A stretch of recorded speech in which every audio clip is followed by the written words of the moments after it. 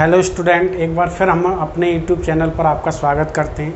आज हम आपको 10th क्लास की जो हमने आपको 2 वीडियो दी थी मेटल्स और नॉन मेटल की, जिसमें हमने पहली वीडियो में आपको इंट्रोडक्शन बताया था मेटल और नॉन मेटल का। दूसरी वीडियो में हमने आपको फिजिकल प्रॉपर्टी बताई थी कि मेटल और नॉन मेटल की क्या फिजिकल प्रॉपर्टी होती हैं, या हम ये कह सकते हैं उनमें डिफरेंस क्या है। ठीक है, आज हम बात करेंगे इस वीडियो में आपके लिए केमिकल प्रॉपर्टी ऑफ मेटल। ठीक है, तो आप जल्दी से कॉपी पेन निकाल लें, जल्दी से फटाफट, और जो भी मैं बता रहा हूँ केमिकल प्रॉपर्टी उनको साथ के साथ नोट करते जाएं और समझें। ठीक है, चलो स्टार्ट करते हैं हम। केमिकल प्रॉपर्टी ऑफ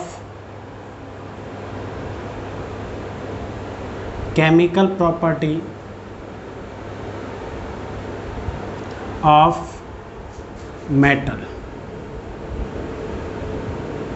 ठीक, केमिकल प्रॉपर्टी डिस्कशन करेंगे हम। पहले हम एक बात ये और समझ लें यहाँ पर, केमिकल प्रॉपर्टी डिस्कशन करने से पहले, कि मेटल और नॉन मेटल में मेटल सबसे ज़्यादा हाई रिएक्टिव होते हैं। मींस वो इलेक्ट्रॉन डोनेट करने की बहुत अधिक टेंडेंसी रखते हैं। ठीक, तो वो हाई रिएक्टिव होने के कारण उनकी हम अधिकतर प्रॉपर्टी पढ़ेंगे यहाँ पर, कि वो generally metal, non metal, acid और जनरली आपके लिए अदर कंपाउंड के साथ रिएक्शन कर लेते हैं। लेकिन नॉन मेटल में हम ज़्यादा प्रॉपर्टी डिस्कशन नहीं करेंगे, नहीं वो हर किसी के साथ रिएक्ट करता है। ठीक है, तो हम यहाँ पर आपके लिए सबसे पहले बताने जा रहे हैं आपके कि मेटल की फर्स्ट प्रॉपर्टी केमिकल क्या है। वो है आपके लिए सबसे फर्स्ट, मेटल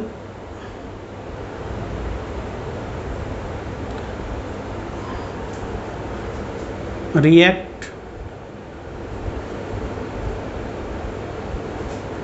विद एयर, या आप कह सकते हैं ऑक्सीजन। ठीक है, एयर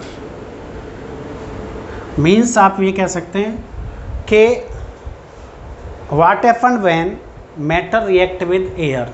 जब आपके लिए मेटल एयर के साथ रिएक्ट करता है तो क्या होता है। ठीक है, तो देखो जब हम सबसे पहले आपके लिए ये बताएं इससे रिएक्शन से पहले कि यहाँ पर रिएक्टिविटी सीरीज़ बहुत ज़्यादा इम्पोर्टेंट है। कि मेटल की जो एक तरीके से रिएक्टिविटी सीरीज़ है वो सबसे ज़्यादा इम्पोर्टेंट है। अधिकतर आपकी केमिकल प्रॉपर्टी उसी पर डिपेंड करती हैं कि कौन सा अधिक मेटल रिएक्टिव है, कौन सा आपके लिए मेटल कम रिएक्टिव है।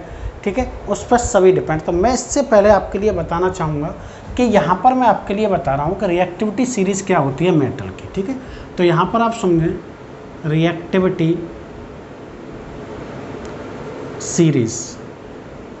ठीक, देखो रिएक्टिविटी सीरीज होती क्या है, इसकी अगर हम डेफिनेशन कहें तो हम ये कह सकते हैं कि the arrangement of the metal in vertical column. ठीक है, और on decreasing order of reactivity is called reactivity series. Means अगर मेटलों को हम डिक्रीजिंग ऑर्डर में लिख दें, ठीक है, एक वर्टिकल कॉलम में, तो वो जो हमें सीरीज़ फाइंड होगी उसको हम क्या कहेंगे, रिएक्टिव सीरीज़। ठीक है, तो देखो कौन कौन से मेटल्स हैं जो हाई रिएक्टिव है, मैं उनको यहाँ पर नोट कर रहा हूँ और उसको इस साइड में ही रहने दूंगा, क्योंकि जितने भी हम प्रॉपर्टी डिस्कशन करेंगे वो रिएक्टिव सीरीज़ पर ही डिपेंड करेगी। ठीक है, तो देखो सबसे पहले आपका पोटेशियम है, सोडियम है, कैल्शियम है, मैग्नीशियम है, एल्युमिनियम है। ठीक, उसके बाद आपके लिए एल्युमिनियम के बाद आपका आता है जिंक है। ठीक है, जिंक के बाद आपके लिए आता है Fe है। ठीक, Fe के बाद आता है आपके लिए टिन, Sn है। उसके बाद आता है आपका Pv है। Pv के बाद आपके लिए आता है हाइड्रोजन। ठीक है, तो हाइड्रोजन को मैं थोड़ा सा यहाँ पर इस तरीके से कर रहा हूँ। ठीक है, समझाऊँगा इसका ऐसा क्या रीज़न है। ठीक है, उसके बाद आपके लिए कॉपर आता है। ठीक है, कॉपर के बाद आपके लिए आता है सिल्वर है। कॉपर के बाद आप Hg के बाद आपका सिल्वर Ag के बाद आपके लिए आता है Au। ठीक है, Au के बाद सबसे कम रिएक्टिव होता है प्लैटिनम। ठीक है, या मैं आपसे ये कहूँ कि सबसे इनमें सबसे ज़्यादा हाई रिएक्टिव, अगर मैं डाउन टू ग्रुप की बात करूँ, ठीक है, तो यहाँ पर मेटल की जो रिएक्टिविटी है, रिएक्टिविटी क्या हो रही है, डिक्रीज हो रही है। क्या है, डिक्रीज मीन्स डिक्रीज। रिएक्टिविटी क्या है, इसका मतलब क्या है कि यहाँ पर जो पोटेशियम है वो क्या होगा, मोस्ट रिएक्टिव होगा। ठीक, और यहाँ पर जो प्लैटिनम होगा वो कैसा होगा आपके लिए, लीस्ट रिएक्टिव। ठीक है, तो यहाँ पर जब हम डिस्कशन करेंगे कि भाई ऑक्सीजन के साथ कौन कौन से मेटल रिएक्ट करते हैं कौन से नहीं, तो देखो इधर अगर मैं बात करूँ इन दो मेटलों की, ठीक है, ये जो मेटल जो हाई रिएक्टिव हैं वो क्या करते हैं, बहुत ही जल्दी से एयर के साथ रिएक्शन कर जाते हैं।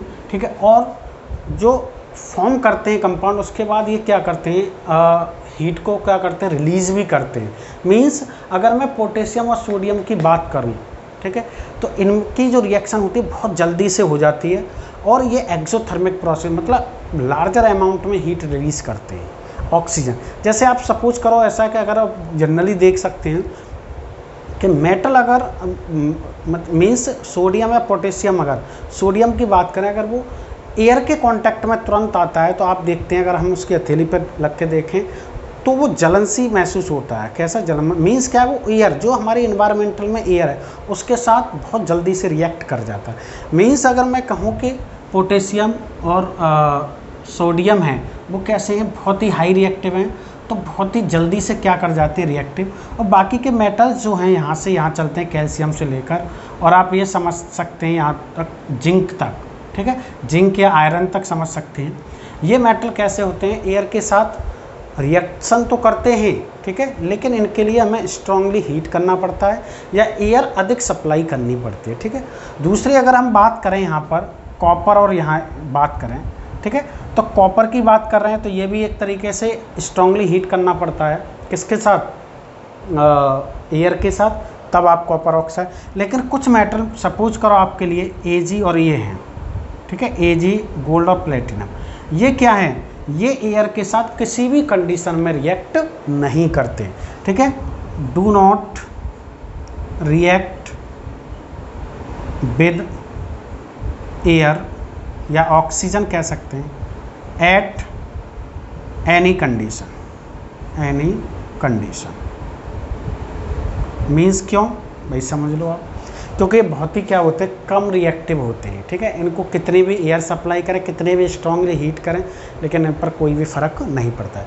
इस रिएक्टिव सीरीज़ को हमें यहीं नोट करके रखना है, क्योंकि जब भी आगे हम जो भी इसकी केमिकल प्रॉपर्टी बताएंगे उनमें इसका बहुत ज़्यादा यूज है। ठीक है, तो सबसे पहले केमिकल सीरीज आपको याद होनी चाहिए। इसके अलग अलग तरीके होते हैं याद करने के, कुछ ट्रिक हैं, मुझे ट्रिक से मतलब नहीं है, मैं सिर्फ आपके लिए एलिमेंट का नाम बताऊंगा। Potassium, sodium, calcium, magnesium, aluminium, zinc, Fe मतलब जिंक के बाद आयरन, आयरन के बाद tin, tin means lead, lead hydrogen है, हाइड्रोजन से नीचे कौन कौन सी आपके कॉपर, मरकरी, सिल्वर, गोल्ड और प्लैटिनम, ये इनके नाम है। ठीक है, तो अब हम देखते हैं कि जब मेटल्स रिएक्ट करता है किसके साथ तो क्या होता है। देखो, जब आपके लिए मेटल अगर रिएक्शन करता है किसके साथ, एयर के साथ, तो हम एक मेटल्स प्लस ऑक्सीजन या यहाँ पर एयर लिख सकते हैं, क्या, एयर, तो हमें बनाता है मेटल ऑक्साइड। क्या बनाता है, मेटल ऑक्साइड। पहली बात तो आपके लिए ये समझनी है। ठीक है, इसकी एक जनरल फॉर्म हो गई आपकी कि जब एयर के साथ रिएक्शन करता है तो क्या बनाता है, मेटल ऑक्साइड। अब इसकी रिएक्शन अगर हम देखें, ठीक है, इसके एक तरीके से एग्जांपल आप समझो कि क्या है। जैसे सपोज का पोटेशियम में तुरंत रिएक्ट करेगा, क्या बनाएगा आपके लिए, K2। ठीक है, अब ये बना कैसे, आपको ये पता है, ठीक है, कि K पर +1 चार्ज होता है, ऑक्सीजन पर -2 और क्या होगा, 1 क्रॉस मल्टीप्लिकेशन करेंगे, K2 है, 9th क्लास में आपको बताया जाता है। ये जो रिएक्शन है बहुत ही जल्दी से होती है। ठीक है, और एक तरीके से क्या है, ये हीट क्या करती है आपके लिए, रिलीज़ करते हैं। मीन्स ये रिएक्शन, और अगर मैं बात करूँ सोडियम की तो ये भी क्या बनाएगा आपके लिए, Na2। इसमें भी क्या बहुत सारी हीट क्या होती है, रिलीज होती है, इसलिए ये एक तरीके से लार्जर अमाउंट में हीट देती हैं। ठीक है, इसलिए इन रिएक्शनों को क्या बोलते हैं, एक्सोथर्मिक, एक्सोथर्मिक रिएक्शन। ठीक है, means release larger amount of heat, ये बात आपको समझनी है। ठीक है, बात ये नॉर्मली एयर के साथ जैसे ही आपने रखा एनवायरमेंटल में तुरंत रिएक्ट करने लगते हैं, क्योंकि ये क्या मोस्ट रिएक्टिव है। ठीक है, अब एक और बात समझो आप ठीक है। यही जनरली अगर मैं कहूँ आपके लिए, जैसे मैंने कहा कैल्शियम, कैल्शियम ऑक्सीजन के साथ रिएक्ट करेगा, ठीक है, लेकिन इसको क्या करना पड़ेगा, थोड़ा सा अधिक एयर देनी पड़ेगी या इसको थोड़ा सा क्या करना पड़ेगा, हीट करना पड़ेगा, तो क्या बनाएगा CaO, ठीक है। तो उसको बैलेंस कर लें, ट्वाइस यहाँ लगा लें, ट्वाइस कैल्शियम ऑक्साइड है, ठीक है, ये सोडियम ऑक्साइड, ये पोटेशियम ऑक्साइड, ठीक है। अगर जैसे ही हम आगे बढ़ें, मान लो मैग्नीशियम है Mg, ऑक्सीजन के साथ रिएक्शन करेगा तो ये भी क्या बनाएगा आपका MgO, ठीक है। इसको भी थोड़ा सा क्या करना पड़ता है, हीट करना पड़ता है।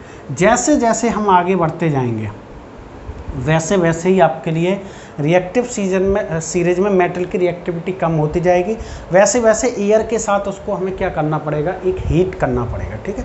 जैसे अगर एल्युमिनियम की बात करें हम O2, तो एल्युमिनियम एक तरीके से नॉर्मल कंडीशन पर रिएक्ट नहीं करता है, ठीक है। इसको भी हमें क्या करना पड़ता है, हीट करना पड़ता है, या आप ये कह सकते हैं कि यहाँ पर एयर की सप्लाई अधिक देनी पड़ती है, तब आपके लिए क्या बनाता है Al2O3, ठीक है।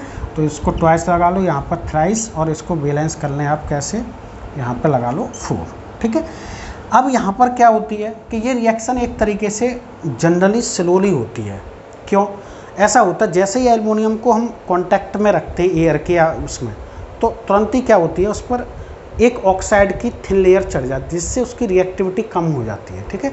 तो इसको हम क्या करते हैं, ऑक्साइड की लेयर चढ़ी, उसमें क्या करते हैं, फिर ऑक्सीजन और सप्लाई करते हैं, फिर उसके बाद उस लेयर को क्या हो जाते हैं, एक तरीके से हट जाती है, फिर दोबारा से आपके लिए एल्युमिनियम रिएक्ट करता है किसके साथ, ऑक्सीजन के साथ, तब आपके लिए एल्युमिनियम ऑक्साइड बनाता है, ठीक है। आगे भी जैसे हम जिंक की बात करें, किसके, एल्युमिनियम के बाद आपके लिए जिंक है, ठीक है, वहाँ भी देख सकते हैं O2, तो क्या बनाएगा ये ZnO, ठीक है, ZnO। इसको भी क्या करना पड़ेगा आपके लिए, अधिक सप्लाई एयर करनी पड़ेगी, या इसको हमें क्या करना पड़ेगा, हीट करना पड़ेगा, सेम वही कंडीशन है, ठीक है। अब आयरन का जैसा केस लें हम, ठीक है, आयरन Fe और O2, तो यहाँ पर भी हमें क्या स्ट्रॉन्ग क्या करना पड़ेगा, हीट करना पड़ेगा, जब कंपाउंड देगा Fe3O4, ठीक है, Fe3O4, इसको बैलेंस कर लें आप 4 2 और यहाँ लगा लें 3, ठीक है, इसको बैलेंस Fe3O4।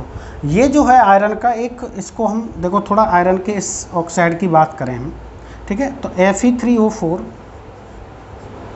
में हमारे दो ऑक्साइड होते हैं, FeO.Fe2O3, ठीक है, एक ऑक्साइड, इन दोनों को मिलाकर हमारे पास ये है, ठीक है। तो इसको हम क्या बोलते हैं, इसको बोलते हैं मिक्स्ड ऑक्साइड, क्या बोलते हैं, मिक्स्ड ऑक्साइड, ठीक है।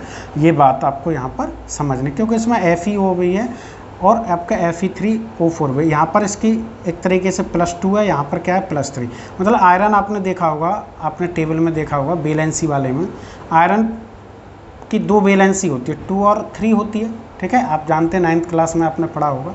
तो इसमें 2 है और इसमें कितने हैं आपका +3, ठीक है, ये इनकी ऑक्सीडेशन नंबर है, ठीक है। अब सपोज करो आपके लिए क्या है, ठीक है, मैंने ये आपके लिए बता दिया। कुछ कॉपर की भी बात देख लें, अगर कॉपर की रिएक्शन करेंगे, इसको भी क्या है, नॉर्मल कॉपर रिएक्ट नहीं करता है इसके साथ, इसको भी हमें स्ट्रांगली हीट करके क्या बना लेते हैं, CuO, ठीक है। और ये कॉपर है, ठीक है, तो कॉपर एक तरीके से कैसा होता है आपका, रेडिश ब्राउन होता है, ठीक है, रेड ब्राउन होता है, तो ये तुरंत किस में कन्वर्ट हो जाता है, एक तरीके से ब्लैक में, ठीक है। इसका जो कलर होता है कैसा होता है आपके लिए, reddish brown, red brown, air के कांटेक्ट में आने पर कैसा बन जाता है ये आपके लिए ब्लैक, ठीक है, ब्लैक हो जाता है। इसको भी कैसे आपके स्ट्रांगली हीट करना पड़ता है, ठीक है। ये बात आपको यहाँ पर समझनी है कि मैंने जनरल रिएक्शन आपको यहाँ पर बता दी कि किस तरीके से मेटल ऑक्सीजन के साथ रिएक्शन करने के बाद, ठीक है, मेटल ऑक्साइड फॉर्म करते हैं, ठीक है। और जो भी जनरली क्या है, जो हाइड्रोजन से नीचे हैं वो कम ही रिएक्टिव होते हैं, ये समझ लो आप, ठीक है। और ये Ag है, Ag क्या, आप इसको समझें, ये दोनों आपके लिए जैसे Au और PT, ये बहुत ही लीस्ट रिएक्टिव है, तो ये तो किसी भी कीमत में रिएक्ट करेंगे ही नहीं, किसके साथ, आपके लिए ऑक्सीजन के साथ, ठीक है। तो ये जल्दी से आप पहले इसको नोट करें, रिएक्टिव सीरीज़ को मैं ऐसे ही रहने दे रहा, ये कुछ आपको रिएक्शन मैंने समझाई है किस तरीके से, तो इसको नोट करें। मैं कुछ इसका जो आपके लिए नेचर है उसको मैं आपको बताऊंगा कि जो मेटल ऑक्साइड बने हुए उनका नेचर किस तरीके का होता है और क्यों होता है ऐसा, ठीक है। चलो इसको जल्दी से आप नोट करें। अब आप आगे देखिए कि इसका जो ऑक्साइड जो हमने फॉर्म किया था मेटल ऑक्साइड, ठीक है, उसका अगर नेचर की बात करें, कैसा नेचर, ठीक है, कि नेचर में ये एक तरीके से कैसे होते हैं। तो देखो इधर नेचर हमारे पास अगर जनरली देखें, ठीक है, तो वो क्या होते हैं, एक एसिडिक नेचर होता है और एक होता है बेसिक और एक होता है आपके लिए कैसा न्यूट्रल, ठीक है। तो जो मेटल ऑक्साइड होते हैं, मेटल ऑक्साइड जो होते हैं आपके लिए जनरली, ये आपके लिए दो फॉर्म में मिलते हैं। किस फॉर्म में? एक मिलते हैं बेसिक और एक मिलते हैं आपके लिए एम्फोटेरिक, एम्फोटेरिक ऑक्साइड, ठीक है। तो यहाँ पर नेचर आप एक और बढ़ा सकते हैं, यहाँ पर लिख सकते हैं एम्फोटेरिक। एम्फोटेरिक मीन्स अगर मुझे चाहे मैं आपके लिए नॉन मेटल ऑक्साइड की बात करूं, ठीक है, चाहे मैं मेटल ऑक्साइड की बात करूं आपको, तो नेचर अगर मैं देखूं तो मेरे पास 4 नेचर हैं। एक तो होगा आपके लिए कैसा एसिडिक, बेसिक, न्यूट्रल या एम्फोटेरिक। इसी फॉर्म में हमें ऑक्साइड मिलते हैं, चाहे मेटल के हों चाहे नॉन मेटल के। लेकिन मेटल ऑक्साइड जो हमें मिलते हैं वो हमें 2 नेचर में मिलते हैं, एक बेसिक होता है और एक एसिडिक, ठीक है। तो कौन से बेसिक हैं कौन से एसिडिक हैं, तो वो बात हम करेंगे डिस्कशन कैसे। एक तरीके से जो हाई रिएक्टिव मेटल होते हैं, हाई रिएक्टिव, जैसे मैं सपोज करो आपके लिए पोटेशियम लो, सोडियम लो, कैल्शियम लो, मैग्नीशियम लो, ये हमारे लिए कैसे देते हैं आपके लिए, ये हमारे लिए इनका नेचर कैसा रहता है आपके लिए, मोर बेसिक कह सकते हैं। कैसे? मोर बेसिक ऑक्साइड ये देते हैं। इनका ऑक्साइड का नेचर कैसा होता है, मोर बेसिक, ठीक है। तो मैं कहूँ आपके लिए कि जैसे आप ये समझ लें कि पोटेशियम की बात करें तो हमने ऑक्सीजन के साथ रिएक्शन कराई, क्या बनाया आपके लिए, K2O बनाया, ठीक है। बैलेंस इसको इस तरीके से कर सकते हैं आप, K2O4, ठीक है, इसको आप इस तरीके से तो ये जो ऑक्साइड होगा K2O, ये कैसा होगा आपके लिए, बेसिक इन नेचर, ठीक है। अब काम क्या है भाई, बेसिक है तो इसका काम क्या है कि ये turn red litmus to blue litmus. Means आप समझ रहे हैं कि अगर मैं इसके सॉल्यूशन में, मैंने क्या किया, पोटेशियम ऑक्साइड लिया, उसमें क्या कर दिया, उसका सॉल्यूशन मिला लिया वाटर, ठीक है, वाटर मिला लिया। अगर मैं उसमें लिटमस पेपर डिप कर रहा हूँ, अगर रेड कर रहा हूँ तो कैसा होना चाहिए, ब्लू। ये आपके लिए पहचाना किसकी, बेसिक की, ठीक है। अगर मैं ब्लू कर रहा हूँ तो वो थोड़ा सा डार्क ब्लू हो जाए, ठीक है, कोई फ़र्क नहीं पड़ता है, ठीक है। अब कैसे हम पहचानेंगे, इसका सॉल्यूशन जो होगा, ठीक है, K2O है आपके पास, इसका जो सॉल्यूशन होगा, मीन्स अगर मैं वाटर में डिजॉल्व करूँगा तो वो मुझे क्या देगा, बेस। मीन्स अगर K2O को मैं H2O के साथ रिएक्शन कर रहा हूँ तो मुझे क्या देगा, KOH, जो कि एक स्ट्रॉन्ग बेस में आता है। कैसा है आपके लिए, स्ट्रॉन्ग बेस, ठीक है। इससे हमें पता चलता है कि आपके लिए इसका जो नेचर है ऑक्साइड का, ये कैसा है आपके लिए, बेसिक इन नेचर, ठीक है। और ये क्या करेगा आपके लिए, रेड लिटमस को कैसा कर देगा, ब्लू, ठीक है। तो इसको बैलेंस करना चाहो 2 ठीक है, बैलेंस है आपके लिए, कोई दिक्कत नहीं।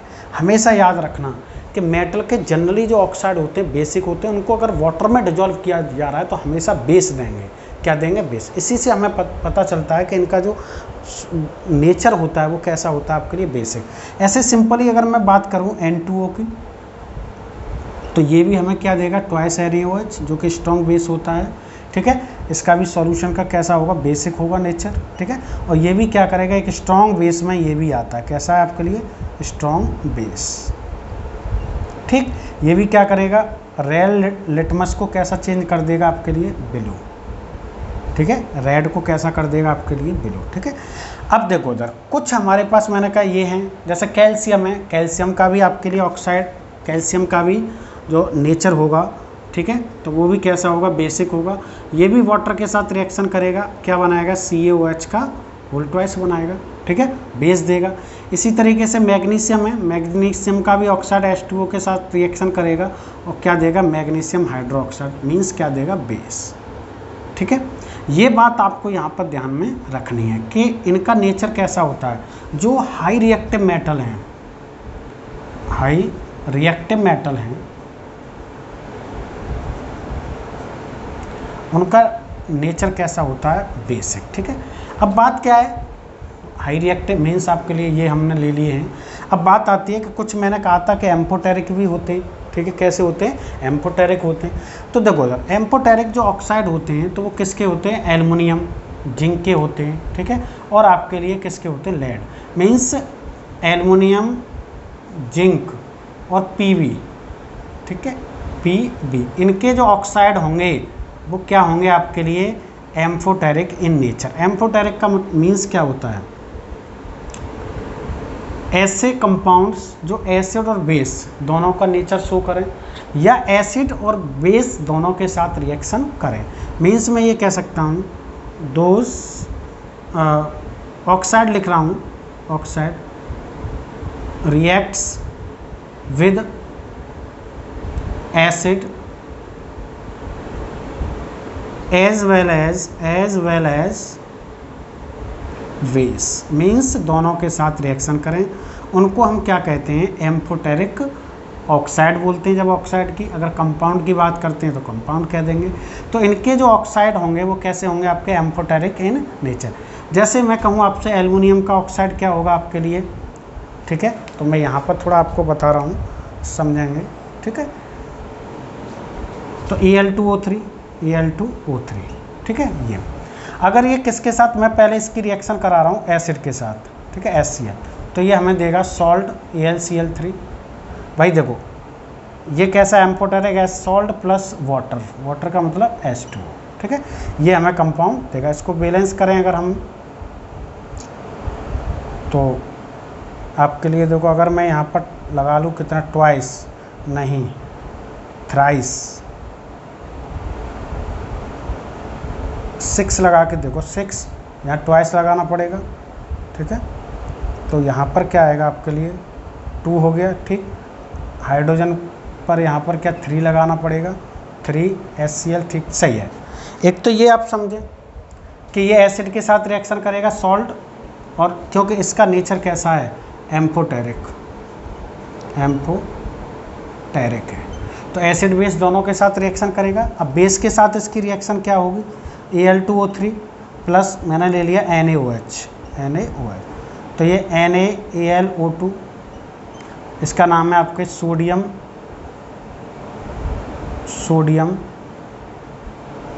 एल्यूमिनेट, सोडियम एल्यूमिनेट, और क्या देगा आपके लिए H2O। ठीक है, दोनों के साथ।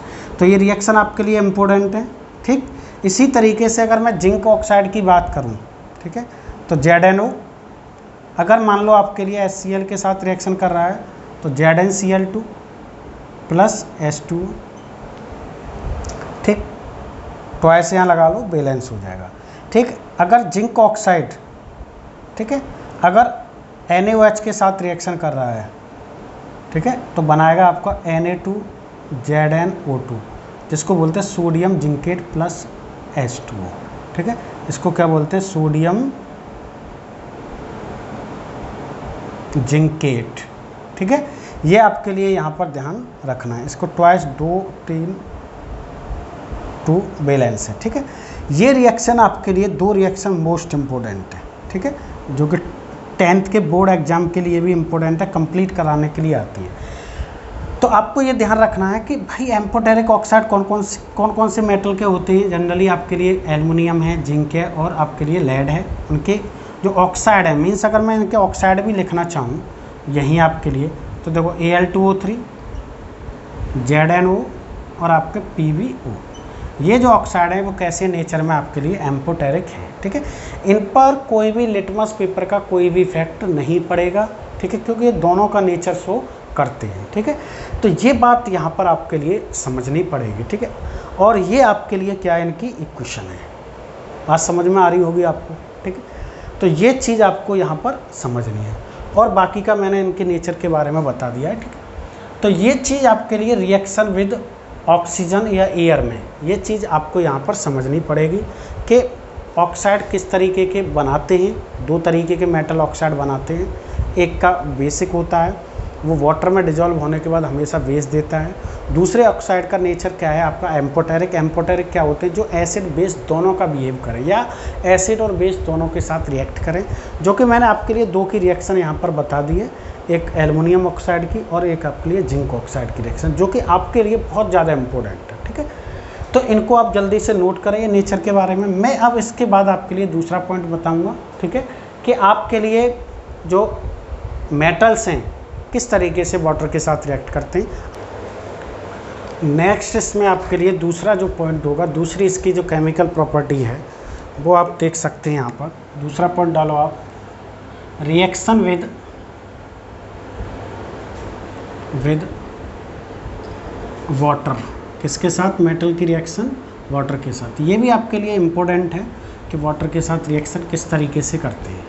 ठीक है, अब देखो इधर वाटर हमारे पास यहाँ पर जनरली हम यूज करेंगे वो एक कोल्ड वाटर और एक हॉट और एक क्या है, एक तरीके से आपके स्टीम।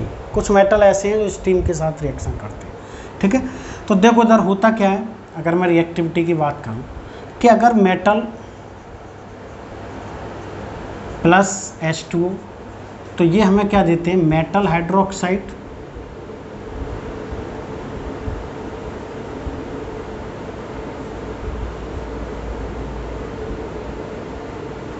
और प्लस हाइड्रोजन गैस रिलीज़ करते हैं। क्या करते हैं यहाँ पर, ये वाटर की अगर हम बात करें यहाँ पर, तो H2O एक कोल्ड फॉर्म में भी हो सकता है और आपके लिए हॉट, कैसा, कोल्ड एंड हॉट। एक कंडीशन इसमें ये होगी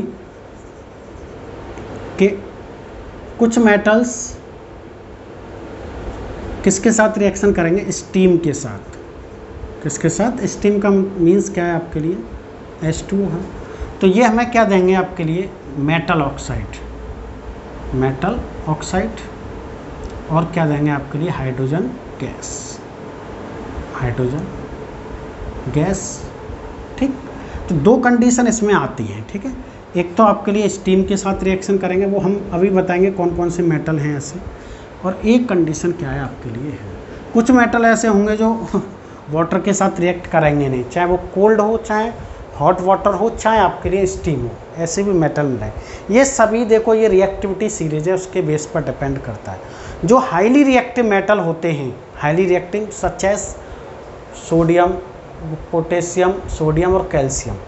ठीक है, ये रिएक्शन हमारे किसके साथ करते हैं, हॉट कोल्ड वाटर के साथ। मीन्स आप ये समझ सकते हैं कि potassium, sodium and calcium reacts with cold water to give metal hydroxide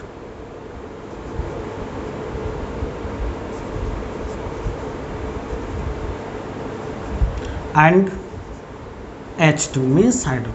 और इनकी जो रिएक्शन होती है ये क्या होती है, बहुत ही क्या होती है, एक्जोथर्मिक। अगर कैल्शियम की बात करें तो इतनी एक्जोथर्मिक नहीं होती, लेकिन सोडियम और पोटेशियम की अगर रिएक्शन देखें हम, वो कैसी होती है, बहुत ही हाईली रिएक्टिव होने के कारण बहुत ही एक्जोथर्मिक है। ठीक है, तो रिएक्शन अगर हम बताएं तो क्या है, पोटेशियम अगर H2O के साथ रिएक्शन करेगा, कोल्ड वाटर लिखना आपके लिए, कोल्ड वाटर, तो क्या देगा, KOH प्लस हाइड्रोजन गैस। ठीक, तुरंत ही ये क्या करेगा भैया, यहाँ से हीट क्या होगा, रिलीज होगी, लार्जर अमाउंट में हीट क्या होती है, रिलीज।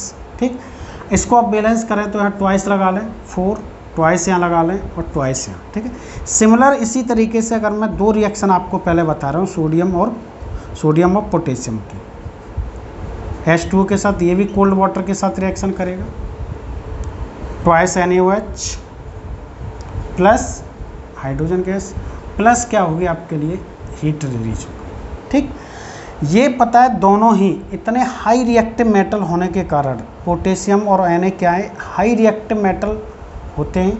हाई रिएक्टिव होता क्या है, ये इनकी जो रिएक्शन होती है, ये जो रिएक्शन है ये बहुत ही क्या है, एक्जोथर्मिक रिएक्शन है, और लार्जर अमाउंट में अमाउंट ऑफ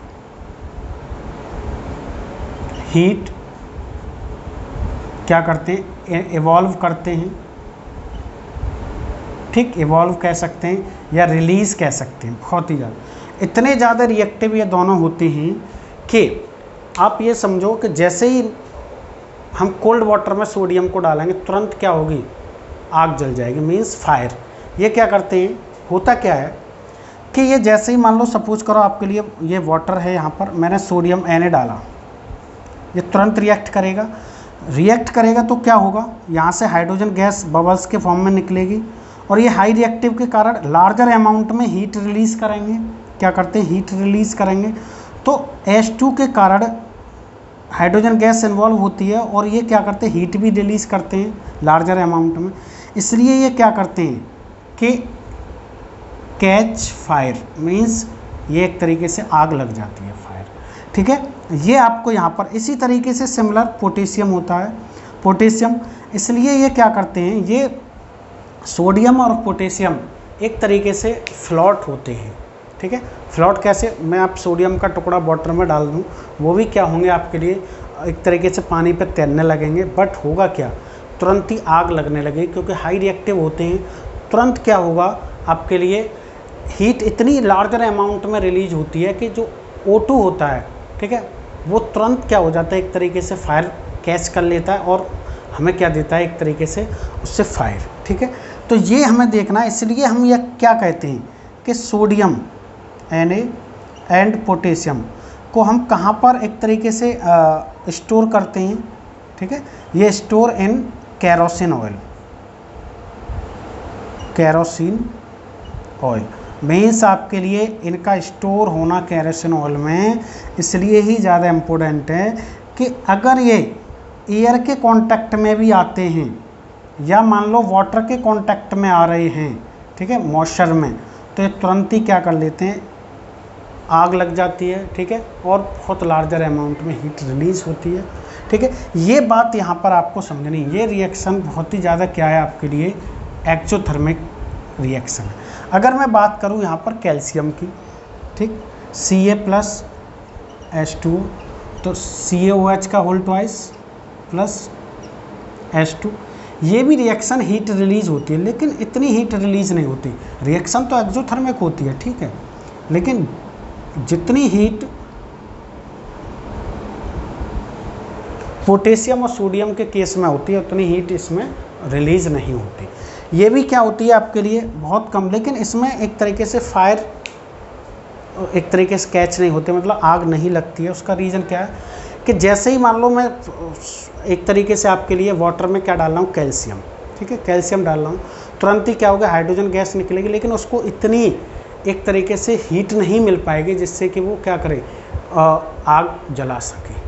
ठीक है, लेकिन आपको ये बात समझनी है कि कैल्शियम भी क्या होता है, उसके सरफेस पर क्या करता है, फ्लोट करता है, एक तरीके से क्या होता है, तैरता है। क्या है, उसका रीज़न क्या है, जैसे मान लो वाटर ये भरा हुआ है, यहाँ से H2 गैस गई, H2, तो यहाँ पर क्या है, H2 अपने साथ कैल्शियम के थोड़े से पार्टिकल ऊपर ले जाता है, जिसके कारण ये क्या करने लगते हैं, तैरने लगते हैं। ठीक है, ये भी बात आपके लिए यहाँ पर समझनी है। ठीक है, आपको ये समझना है कि ये जो पार्टिकल जाते हैं वो किसके साथ जाते हैं, हाइड्रोजन गैस के साथ।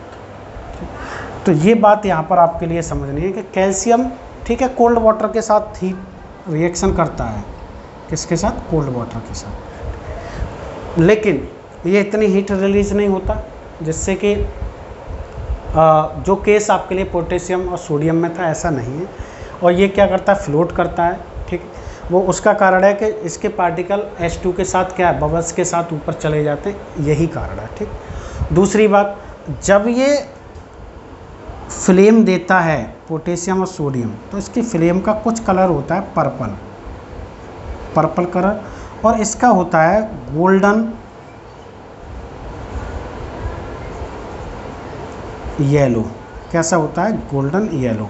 किसका, सोडियम और पोटेशियम। सोडियम का कैसा होता है, पर्पल होता है, वो सॉरी पोटेशियम का पर्पल होता है, और सोडियम का कैसा होता है, गोल्डन येलो कलर होता है। जब ये क्या होते हैं, एक तरीके से जलते हैं, तो उनकी फ्लेम जो होती है, फ्लेम, तो ये कैसी फ्लेम देते हैं, पोटेशियम देता है पर्पल, और गोल्डन येलो देता है आपके लिए सोडियम। ठीक है, तो सबसे पहले मैंने आपको जनरली बता दिया कि ये 3 मेटल जो हाई रिएक्टिव मेटल है, एक पोटेशियम है और एक सोडियम और एक आपके लिए कैल्शियम है, इनकी रिएक्शन मैंने और इनके बारे में आपको जनरली बातें बता दिया है। ठीक है, आपको क्लियर है कि ये दोनों बहुत ही एक्जोथर्मिक रिएक्शन होती हैं।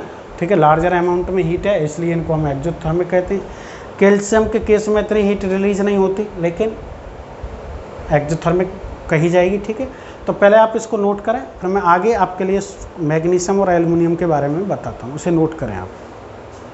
नेक्स्ट देखो, अगर हम बात करें मैग्नीशियम की, ठीक है, तो Mg reacts with hot water. आप समझ सकते हैं रिएक्टिविटी है, क्योंकि कैल्शियम मैग्नीशियम से हाई रिएक्टिव है। ठीक है, इसलिए ये हॉट वाटर से रिएक्ट करता है, ठीक, न कि आपके लिए कोल्ड वाटर से। तो रिएक्शन अगर हम देखें जनरली Mg प्लस H2 क्या बनेगा आपके लिए, MgOH का होल ट्वाइस प्लस H2O। ठीक है, इसके केस में भी हीट तो रिलीज होती ही है।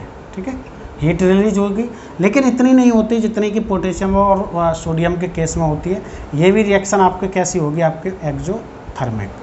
और इसमें भी मैग्नीशियम जो होता है वो भी आपके लिए वाटर के सरफेस पर क्या करने लगता है, फ्लोट करने लगता है। उसका कारण है कि इसके भी पार्टिकल मैग्नीशियम के H2 गैस जो इवॉल्व होती है, ठीक, उसके साथ क्या है, एक चले जाते हैं पार्टिकल और वो सरफेस पर आ जाते हैं। ठीक, अगर मैं बात करूं, देखो आपके लिए ये तो हो गया आपके लिए क्या, मैग्नीशियम की बात, जो कि किसके साथ करता है, हॉट वाटर के साथ रिएक्शन। लेकिन कई केसों में ऐसा है कि अगर मैग्नीशियम, ठीक, H2O के साथ रिएक्शन करके हमें मेटल ऑक्साइड भी देता है और हाइड्रोजन गैस, ये बात भी आपको यहाँ पर समझ। लेकिन अगर आप NCERT की बुक में देखें, ठीक है, तो आपके लिए ये रिएक्शन दी है, क्लियर है, तो आप इसी रिएक्शन को मानें, इस पर ज़्यादा आप ध्यान ना दें, क्योंकि ये सभी क्या है, एक तरीके से हम ये कह सकते हैं एक्सपेरिमेंटल चीज़ें की जाती हैं। ठीक है, आपको अगर पूछता है कि H2O के साथ रिएक्शन करेगा तो जनरली आपके लिए मैग्नीशियम हाइड्रोक्साइड ही बताना। क्लियर है कि नहीं बात। हाँ, अब आपके लिए जैसे मैं कहूँ, आपके लिए जो कम रिएक्टिव मेटल हैं such as aluminium, zinc and iron, ये किसके साथ रिएक्शन करते हैं, कम रिएक्टिव है, ये स्टीम के साथ रिएक्शन करेंगे और क्या देंगे हमें, ये देखो आप, मेटल ऑक्साइड, ये क्या देंगे, ऑक्साइड फॉर्म करेंगे। क्लियर है, और क्या करेंगे आपके लिए, H2 गैस। ठीक, तो इनकी भी रिएक्शन आप देखें, जैसे Al plus H2O, Al2O3 plus H2। ठीक, इसको बैलेंस करें आप, इसको ट्वाइस लगा लो, 4 यहाँ आ जाएगा और 2 यहाँ लगा लो, तो कितना 2, नो नो नो नो, यहाँ 6 हो गया, तो यहाँ पर आपको क्या लगाना पड़ेगा 6, ये कितना हो गया 12, तो यहाँ 6 लगा लो, बैलेंस है, बिल्कुल सही है। ये क्या है आपके लिए, ऑक्साइड फॉर्म करेगा। इसी तरीके से जनरली क्या है, जिंक H2O के साथ रिएक्शन करेगा, क्या बनाएगा, ZnO प्लस H2, ये भी, लेकिन ये सभी आपके लिए हीट रिलीज़ करेंगी। ठीक है, तो एक्जोथर्मिक, लेकिन कम अमाउंट में हीट रिलीज़ होगी। इसको भी बैलेंस करें, 2 ZnO बैलेंस है। इसी तरीके से आयरन की अगर हम बात करें, H2O के साथ रिएक्शन करेगा तो Fe3O4 देगा प्लस H2 गैस रिलीज़ करेगा। ठीक, इसको भी आप बैलेंस करें तो कर लें, 3 यहाँ पर ऑक्सीजन कितने, यहाँ पर 4 हैं, तो यहाँ पर आपके लिए 4 लगाना पड़ेगा, 8 के लिए यहाँ 4 लगाना पड़ेगा, 3 है Fe। ठीक है, ये क्या है, देखो आयरन का मैंने बताया था, iron second and third oxide है। ये क्या है, आयरन का सेकंड, क्योंकि ये मिक्स ऑक्साइड है, इसके अंदर आपके लिए FeO.Fe2O3, ये दोनों ही आपके लिए ऑक्साइड होते हैं, जो आयरन के मेन ऑक्साइड है, ये मिक्स ऑक्साइड बोला जाता है। ठीक, तो ये आपके लिए यहाँ पर समझना है कि स्टीम के साथ कौन कौन से रिएक्शन करते हैं, कोल्ड वाटर के साथ कौन से करते हैं और हॉट वाटर के साथ कौन से रिएक्शन करते हैं। ठीक। अगर मैं बात करूँ इस रिएक्टिव सीरीज में, तो मैंने क्या बोला, मैंने ये कहा कि भैया ये जो मेटल हैं, सपोज करो आपके लिए ये भी ले सकते हैं, ये किसके साथ रिएक्शन करते हैं, स्टीम के साथ, रिएक्ट्स विद स्टीम। Mg किसके साथ रिएक्शन करता है, हॉट वाटर के साथ। और ये किसके साथ हैं, दोनों ही, ये दोनों ही किसके साथ करते हैं, कोल्ड वाटर, सॉरी 3 ले सकते हैं आप, कोल्ड वाटर, ठीक है। बाकी के ये आपके लिए रिएक्शन वाटर के साथ नहीं करेंगे, तो यहाँ लिख they do not react with water. Clear बात है आपके लिए, ना तो ये हॉट के साथ, ना कोल्ड के साथ, नहीं स्टीम के साथ, ठीक। इसका रीज़न यही है क्योंकि ये क्या है आपके लिए, लेस रिएक्टिव है। क्या है, लेस रिएक्टिव है। क्लियर बात हो रही होगी, ठीक। हाइड्रोजन की तो कोई बात ही नहीं है क्योंकि हाइड्रोजन मेटल नहीं है, तो इससे नीचे वाले जो भी हैं आपके लिए वो, इसमें लेड भी आ जाएगा, कोई दिक्कत नहीं है, ठीक। तो ये आपके लिए रिएक्शन विद मेटल, ये आपको क्लियर हो रहा होगा। अगर मैं इनके ऐसे सॉल्यूशन, ये कैसा बेस है तो बेसिक सॉल्यूशन होगा जो आप इसके, ये तो इन्वॉल्व हो जाएगी, जो ये सॉल्यूशन बचेगा वो कैसा होगा आपके लिए, बेसिक होगा, क्योंकि ये क्या है, मेटल हाइड्रोक्साइड क्या है, बेस देते हैं, ठीक है। तो ये मैंने आपके लिए रिएक्शन विद वाटर बता दिया, इसको जल्दी से आप नोट करें। मैं आगे आपके लिए थर्ड रिएक्शन इसकी बताने जाऊँगा। नेक्स्ट आप देखें, इसमें थर्ड जो इसकी केमिकल प्रॉपर्टी है वो होगी आपके लिए रिएक्शन विद डाइल्यूट एसिड, ठीक। मीन्स मेटल जब डाइल्यूट एसिड के साथ रिएक्शन करता है तो क्या होता है, ठीक। इससे पहले मैं यहाँ पर रिएक्टिव सीरीज बना लूँ, मैंने इसको साफ कर दिया था, ठीक है। तो इसको रिएक्टिव सीरीज़ क्या थी आपके लिए, पोटेशियम, सोडियम, ठीक, कैल्शियम, और आपके लिए Mg मैग्नीशियम, एल्युमिनियम। एल्युमिनियम के बाद आपका क्या था, कैल्शियम, एल्युमिनियम, एल्युमिनियम के बाद आपके लिए जिंक, जिंक के बाद आपके लिए क्या था, आयरन, Fe, ठीक है, या Fe नहीं, आपके लिए जिंक के बाद आपके लिए, ठीक, Fe था। इसके बाद आपके लिए Sn, टिन, टिन के बाद आपके लिए क्या था, Pb, Pb के बाद आपके हाइड्रोजन। हाइड्रोजन को फिर मैं यहाँ पर एक पुस्तक में बंद करना चाहूँगा, ठीक है, क्योंकि अब इसकी बहुत ही ज़रूरत है, ठीक। इसके बाद कॉपर, कॉपर के बाद आपके लिए क्या आएगा, Hg, Hg के बाद आपके लिए क्या था, Ag, Ag के बाद आपके लिए Au, Au के बाद सबसे कम रिएक्टिव क्या था आपके लिए, Pt। ये बहुत ही कम रिएक्टिव था, ये ही क्या था आपके लिए, हाई रिएक्टिव मेटल, ठीक। ये सीरीज, अब यहाँ इस सीरीज़ का बहुत ही यूज होगा, ठीक है, जब एसिड के साथ। एक बात समझें आप, यहाँ पर जब भी आपके लिए डाइल्यूट एसिड में, ठीक है, डाइल्यूट एसिड में डाइल्यूट HCl का यूज़ कर सकते हैं, बिल्कुल सही, डाइल्यूट H2SO4 का यूज कर सकते हैं, और डाइल्यूट H2CO3 कार्बोनिक एसिड का यूज कर सकते हैं यहाँ पर। लेकिन एक बात देखना कि ये जो भी मेटल होंगे वो HNO3 के साथ डाइल्यूट या कंसनट्रेट, इसके साथ ये रिएक्शन नहीं करेंगे। इसका रीज़न हम आपको बताएंगे, लेकिन पहले इससे पहले आपके लिए कि डाइल्यूट हो या कंसनट्रेट हो, ठीक है, कंसनट्रेट के साथ तो ये करेंगे ही नहीं, ठीक है, HNO3 के साथ नाइट्रिक एसिड के साथ रिएक्शन नहीं करते, ठीक। अब आपके लिए क्या करना है, यहाँ समझना क्या है कि इसकी वैसे रिएक्शन क्या है। रिएक्शन ये है कि जब भी ये एसिड के साथ रिएक्शन करते हैं मेटल, तो हमें मेटल्स प्लस एसिड, ठीक है, कौन सा है आपके डाइल्यूट, तो हमें क्या मिलेगा, सॉल्ट प्लस H2 गैस, क्या मिलेगा, सॉल्ट प्लस H2 गैस। अब समझना क्या है, मीन्स हमें हाइड्रोजन गैस क्या होगी, इन्वॉल्व होगी।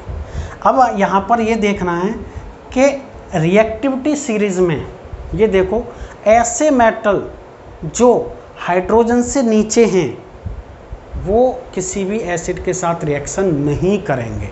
मीन्स ये जो मेटल हैं, ठीक है, do not react with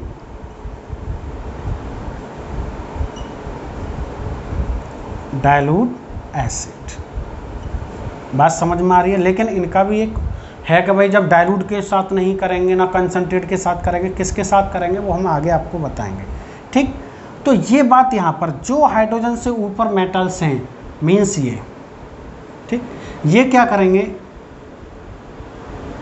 reacts with dilute acid, और ये हाइड्रोजन गैस क्या करेंगे, इवॉल्व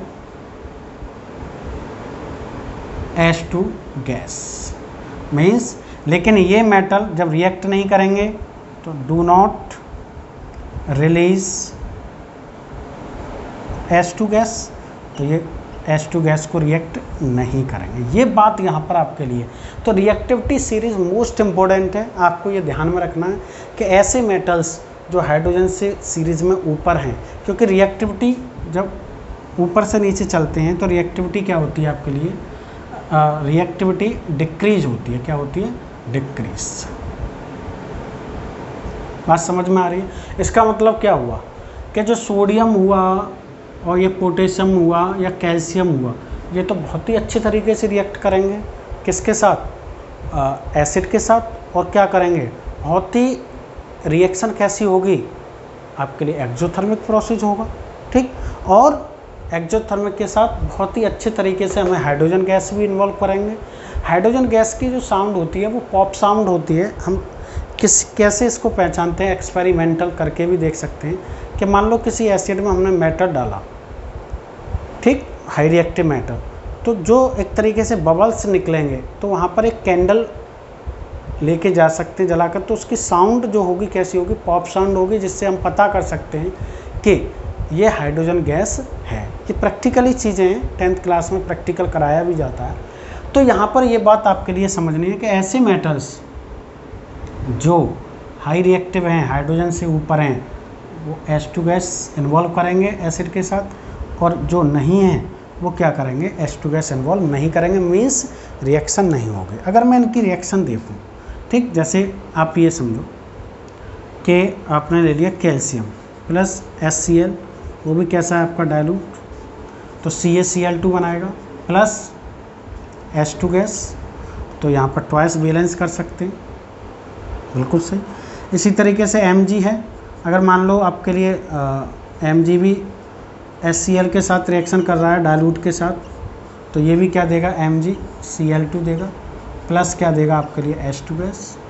अब यही मैं आपसे कहूँ कि एल्युमिनियम है और ट्वाइस HCl है, ठीक है, तो यहाँ पर आपके लिए ट्वाइस रहने दो, बैलेंस कर लेंगे, डाइल्यूट है तो ये क्या देगा, AlCl3 प्लस H2 गैस।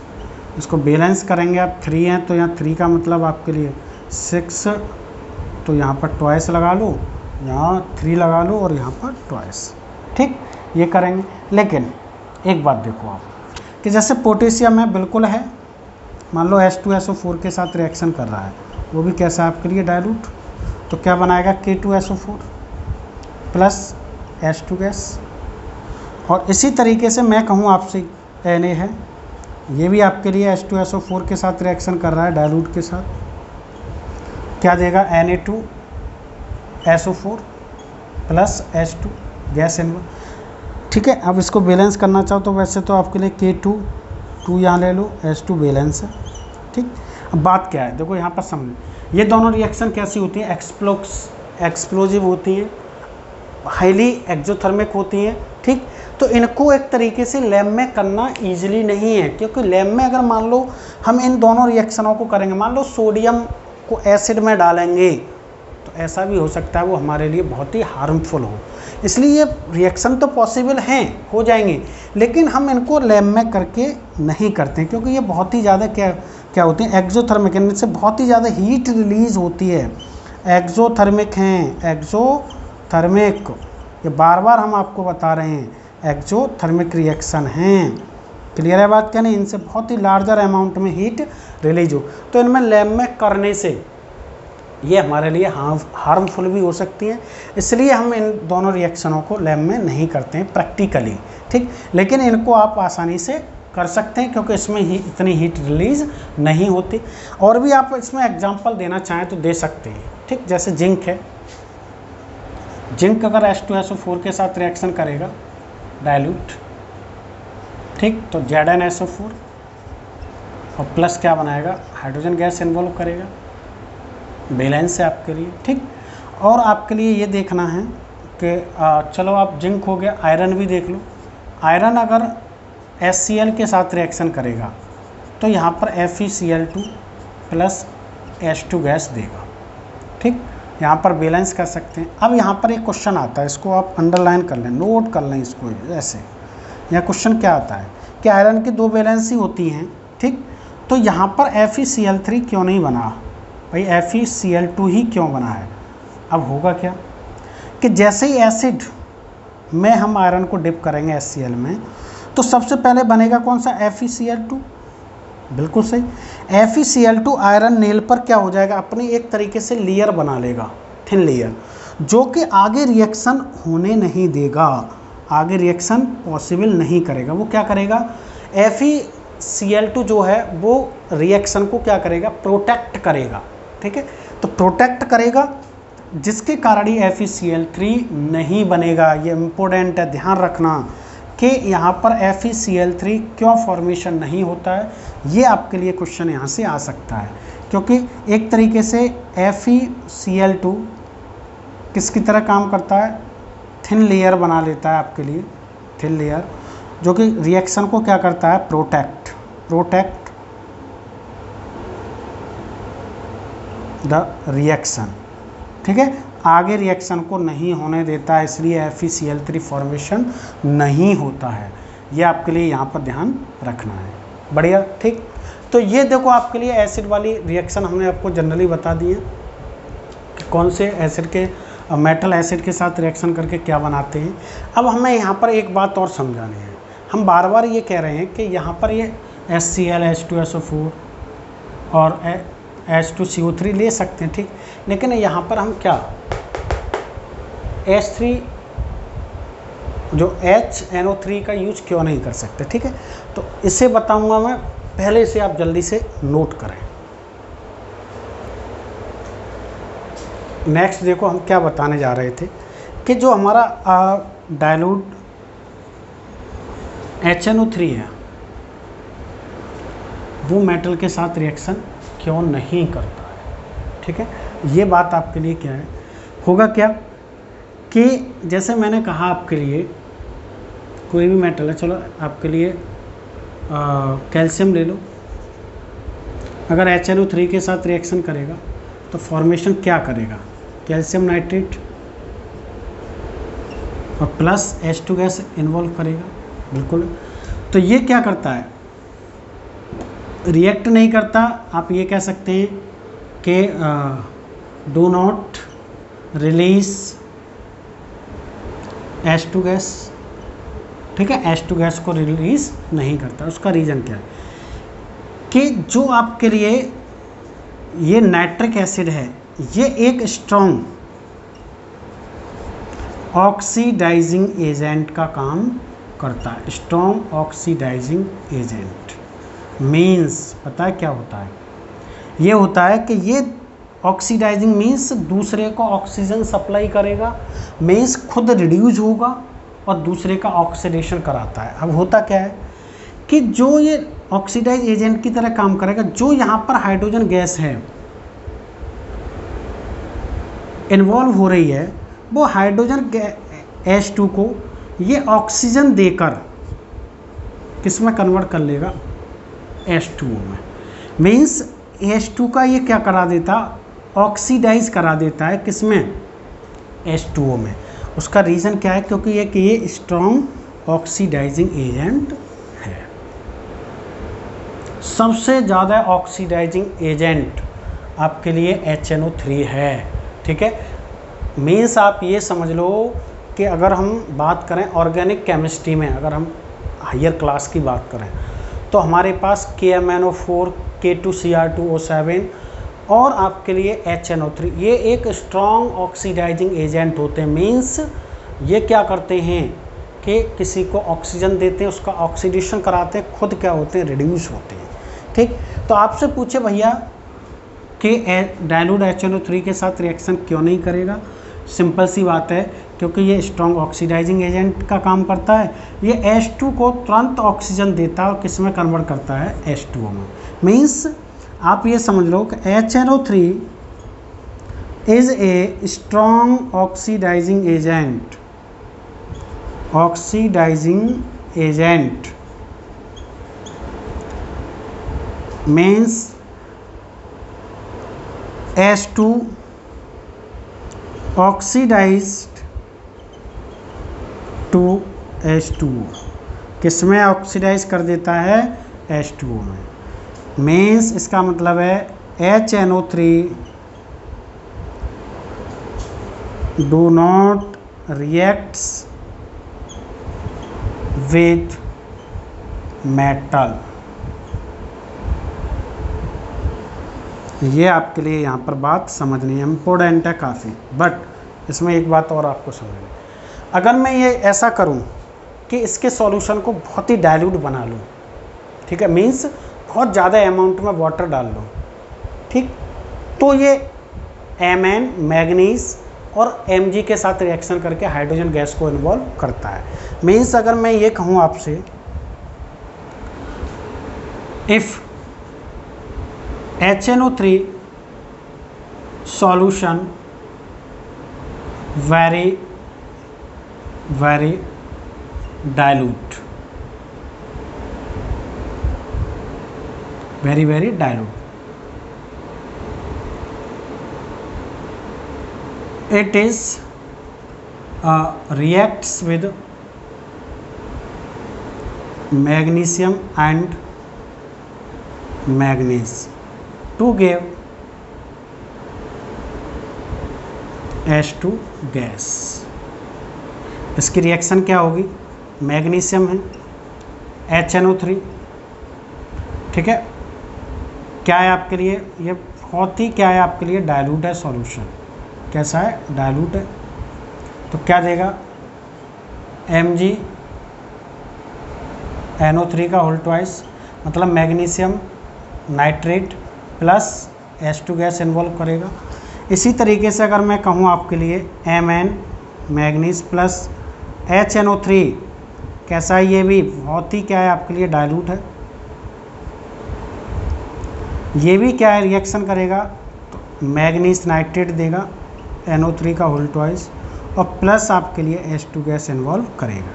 ये केवल 2 के मेटल के साथ रिएक्शन करता है, वो भी कब करेगा, जब इसका सॉल्यूशन कैसा होगा बेटा, कैसा होगा, बहुत ही ज़्यादा डाइल्यूट होगा। ये आपको यहाँ पर बात समझनी है in case of HNO3। Clear है बात क्या नहीं, ठीक। तो जल्दी से इसे आप नोट करें। इसमें मैं आपके लिए 4 रिएक्शन बताऊँगा कि मेटल किसी भी अदर मेटल के सॉल्ट के सॉल्यूशन के साथ रिएक्शन करता है तो क्या होता है, ठीक है। चलो जल्दी से नोट करें इसे। नेक्स्ट आप देखें, इसमें जो 4 इसकी केमिकल प्रॉपर्टी है वो क्या है कि अगर कोई एक मेटल है और एक क्या है आपके लिए किसी भी अदर मेटल का सॉल्यूशन है, ठीक, अगर हम उस मेटल को मेटल की एक तरीके से स्टिक को उसको डिप करते हैं तो क्या होता है। मीन्स अगर मैं ये कहूँ कि 4 पॉइंट डाल सकते हैं यहाँ पर, metals reacts with other metal salt solution, ठीक है। ये आपके लिए 4 आपकी केमिकल प्रॉपर्टी कि अगर मान लो कि कोई भी मेटल है वो किसी भी अदर मेटल के सॉल्ट सॉल्यूशन के साथ रिएक्शन करता है तो क्या होता है, what happen when metals react with other metal salt solution, ठीक है, क्या होता है। देखो उधर अब बात क्या है, मैंने कहा कि आपके लिए मैंने मान लिया कि कोई एक मेटल है जो कि हाई रिएक्टिव है और B है आपके लिए, क्या मान लिया मैंने, इससे कम रिएक्टिव है, मीन्स लेस रिएक्टिव है। तो मैंने कहा कि मान लो इसका सॉल्यूशन में डिप कर रहा हूँ, इसका सॉल्यूशन बना रहा हूँ, तो मैं कहूँ आपके लिए salt solution of metal B plus metal A, तो रिएक्शन क्या होगी, salt solution of metal A plus metal B. इसी को क्या बोलते हैं हम, डिस्प्लेसमेंट रिएक्शन। क्या है, डिस्प्लेसमेंट रिएक्शन मीन्स और डिस्प्लेसमेंट रिएक्शन। अब ऐसा होता क्यों, ऐसा इसलिए होता भैया मीन्स कि जो हाई रिएक्टिव मेटल होगा वो लो रिएक्टिव मेटल के सॉल्यूशन से उस मेटल को क्या कर देगा, डिस्प्लेस। मीन्स ये सब कुछ किस पर डिपेंड करता है, ये करता है आपके लिए रिएक्टिविटी सीरीज पर। कि अगर मैंने कहा कि जो हाई रिएक्टिव मेटल हैं वो लो रिएक्टिव मेटल के सॉल्यूशन से उस मेटल को क्या कर देंगे, डिस्प्लेस कर देंगे, और उसका कलर भी क्या हो जाएगा आपके लिए, चेंज हो जाएगा। अगर कोई कलरलेस है तो वो कलर में आ जाएगा, अगर वो कलर्ड है तो कलरलेस हो जाएगा, कलर अपना क्या हो जाएगा, चेंज हो जाएगा। ठीक है, अब सपोज करो मैं यहाँ पर एग्जांपल लूँ। ठीक, मैंने कहा कि CuSO4 मैं आपके लिए जिंक के साथ रिएक्शन करा रहा हूँ। ठीक, अब देखो इस रिएक्टिव सीरीज में कि CuSO4 और जिंक में हाई रिएक्टिव कौन है, आपको देखो जिंक है, जिंक रिएक्टिव सीरीज में ऊपर है, Cu तो काफ़ी नीचा है, तो ये क्या बना लेगा, ZnSO4 प्लस कॉपर को क्या कर देगा, डिस्प्लेस। मीन्स अगर मैं कहूँ इसका कलर क्या है, ब्लू कलर सॉल्यूशन है, और इसका कलर जो जिंक का होता है वो किस तरीके का होता है आपके लिए, एक तरीके से सिल्वरी, ठीक है, कलर। तो ये क्या कर लेगा, तुरंत ही जिंक सॉल्यूशन को क्या बना देगा आपके लिए, इसको जो कलर देगा आपके लिए ये कैसा होगा आपके लिए, red brown colour, red brown देगा, कलरलेस। ठीक है, जो हमें सॉल्यूशन मिलेगा जिंक सल्फेट का वो कैसा होगा, कलरलेस होगा। ठीक, अब ऐसा हुआ क्यों, ऐसा इसलिए हुआ कि zinc is high reactive than copper. Clear है बात कहने, तो यहाँ पर आपको यही समझना है, जो हाई रिएक्टिव मेटल है वो कम रिएक्टिव मेटल की क्या के सॉल्यूशन से उसको डिस्प्लेस कर देगा। अगर मैं इसका उल्टा कर दूँ, सपोज करो ऐसा होता तो क्या रिएक्शन होती, बिल्कुल नहीं, नो रिएक्शन, क्योंकि copper is less reactive than zinc. Clear है। आप यहाँ पर और एग्जांपल ले सकते हैं, जैसे AgNO3 है, अगर Cu के साथ रिएक्शन करा रहा है कॉपर, तो आप देखो कॉपर और Ag में कॉपर हाई रिएक्टिव है तो क्या बनाएगा, CuNO3 का whole twice plus Ag।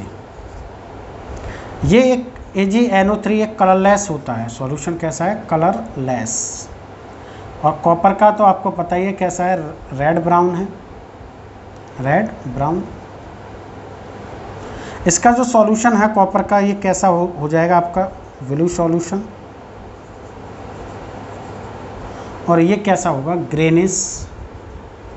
Grace white, कैसा हो जाएगा, वाइट, जो इसका कलर Ag जो रिमूव होगा। अब कॉपर ने Ag को क्यों डिस्प्लेस किया, क्योंकि copper is high reactive than Ag silver. ये आपके लिए यहाँ पर समझ, अगर इसका उल्टा हो, मान लो कि इस रिएक्शन को उल्टा कर दें, जैसे NO3 का होल ट्वाइस और Ag, क्या ये रिएक्शन पॉसिबल है, बिल्कुल नहीं है, नो रिएक्शन। ये बात आपको यहाँ पर समझनी है। ठीक, तो आप यहाँ पर ये देखें कि जो हाई रिएक्टिव मेटल हैं वो लो रिएक्टिव को क्या कर देंगे, लो रिएक्टिव के सॉल्यूशन को डिस्प्लेस कर देंगे। और आपके लिए मीन्स अब मैं ये कह सकता हूँ कि पोटेशियम मीन्स, अब आप ये समझ लो कि जैसे आपके लिए NaCl का सॉल्यूशन है, ठीक, और यहाँ पर मैंने पोटेशियम की, क्या ये रिएक्शन होगी, बिल्कुल होगी, कि Cl और Na को डिस्प्लेस कर देगा, क्योंकि potassium is high reactive than sodium. Clear है क्या नहीं। तो ये यहाँ पर अगर किसी भी सॉल्यूशन की बात करें, किसी एक मेटल का अगर हमने सॉल्यूशन लिया है, उसमें दूसरे मेटल की अगर हम एक तरीके से स्टिप डिप कर रहे हैं, ठीक है, तो वो उसको क्या कर देगा, डिस्प्लेस करेगा। कब करेगा, जब वो रिएक्टिव होना चाहिए। क्लियर है बात क्या नहीं? ठीक, तो इसमें मैं आपके लिए इतना ही बताऊंगा, ये मैंने सभी रिएक्टिव सीरीज़ पर डिपेंड करता है, तो आपको रिएक्टिव सीरीज़ अच्छे तरीके से समझनी है। क्लियर है बात क्या नहीं? इसको बहुत अच्छे तरीके से आप रिएक्टिव सीरीज़ को समझेंगे। ठीक है, इसमें मैं आपके लिए एक रिएक्शन और बताऊंगा।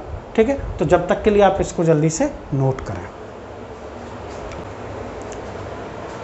नेक्स्ट आप देखें, इसमें हमने आपके लिए 4 केमिकल प्रॉपर्टी बता दी मेटल की। ठीक है, एक और मैं आपको बताऊंगा, ठीक है, कि जिस तरीके से आप 5 डाल रहे हैं इसको रिएक्शन विद